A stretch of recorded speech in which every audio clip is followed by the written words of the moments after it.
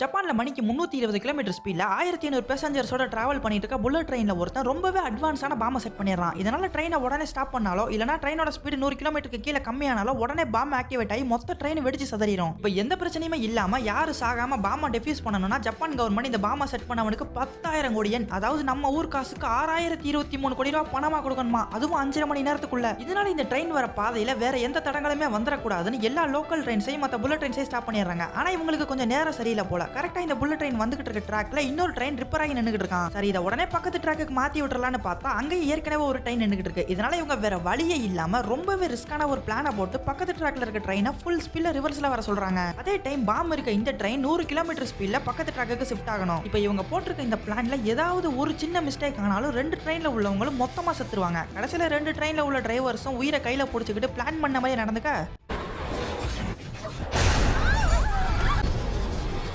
நினைச்ச மாதிரியே பாம் இருக்க ட்ரெயினை பக்கத்து ட்ராக்குக்கு மாத்தி எல்லார் உயிரையும் காப்பாத்திடுறாங்க.